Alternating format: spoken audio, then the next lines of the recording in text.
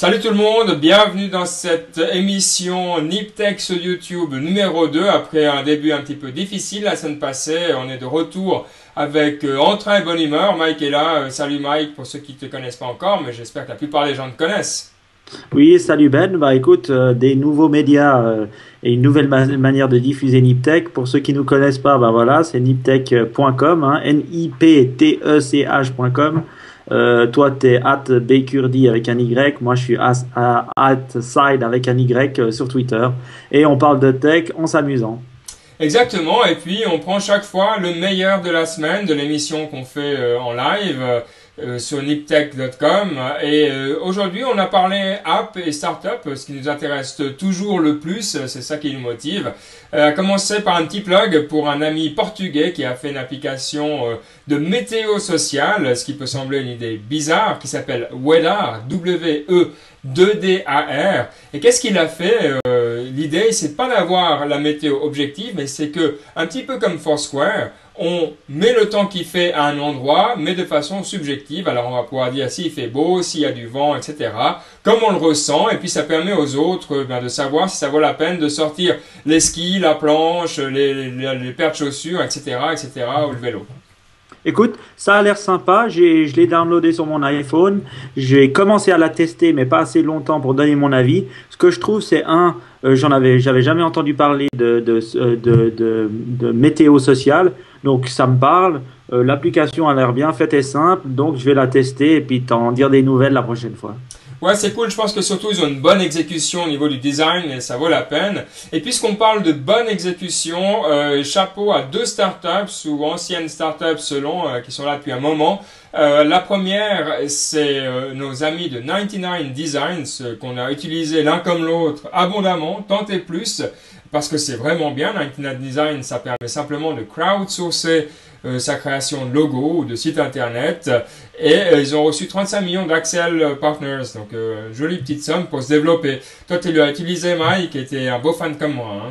Oui, bon fan. Franchement, c'est c'est une start-up australienne. Étonnant que voilà, on n'est pas toujours obligé d'être à la Silicon Valley. On peut aussi faire ça d'Australie. L'exécution est magnifique. Ils ont énormément de personnes qui utilisent le service et en plus, ils sont bénéficiaires depuis presque ses débuts. Donc, bravo à eux. Et puis, ceux qui connaissent pas 99 Designs, allez-y, c'est pas mal. Oui, absolument. Un incontournable, on dira même, ces temps. Et une autre startup qui a réussi dans l'exécution, avec une idée qui est simple, comme on peut même pas s'imaginer tellement c'est simple, c'est nos amis de Wufoo, W-U-F-2-O, qui ont reçu aussi 35 millions, mais cette fois pour être rachetés par une société qui s'appelle SurveyMonkey. Wufoo, ça permet simplement de prendre des formulaires, de les mettre sur son site et de recevoir la réponse des gens très simplement, donc pas besoin de s'embêter avec des scripts ou autres. Une idée vraiment bête comme chou, on va dire, avec un peu d'analytics derrière, mais tellement bien faite qu'ils ont été rachetés pour cette somme-là. Et de nouveau, dans le combat idée contre exécution, eh bien, on voit que l'exécution gagne et peut même rapporter gros. Oui, moi, personnellement, j'ai jamais utilisé Wufoo, mais j'ai utilisé SurveyMonkey. Le peu comment on appelle ça, des questionnaires que j'ai pu faire en ligne, j'ai utilisé SurveyMonkey qui marchait vraiment bien, qui avait une partie gratuite, une partie payante, et c'était assez excellent. Donc, deux boîtes qui semblent excellentes, qui se mettent ensemble, enfin plutôt une qui rachète l'autre. Bravo à eux. Ouais, écoute, c'est bien. Il semblerait que ça devienne une sorte de tradition dans l'émission YouTube que tu bloques à un moment donné. C'est de nouveau le cas. Donc on va terminer avec la dernière nouvelle pendant que tu reviens en ligne gentiment. On n'a qu'une prise, hein, c'est comme ça. On fait ça en live, une prise comme on aime, comme nous a appris notre ami Gary Vaynerchuk qui nous parle de comment faire du live. La dernière chose dont on voulait parler, qui n'a pas grand chose à voir avec la tech, mais c'est cool, et puis c'est super bien fait, et puis si vous aimez les effets spéciaux et autres, c'est magnifique, c'est Game of Thrones, la série d'HBO qui vient de sortir. Oui, une série assez cool hein, qu'on attendait toujours. Ils en sortent deux par année presque de ces nouvelles séries. Celle-là, elle est cool. Elle se passe plutôt dans le milieu du Moyen Âge. Hyper bien fait, bon design, bons acteurs. Je suis déjà à la série numéro 2. J'attends plus que la numéro 3 sorte.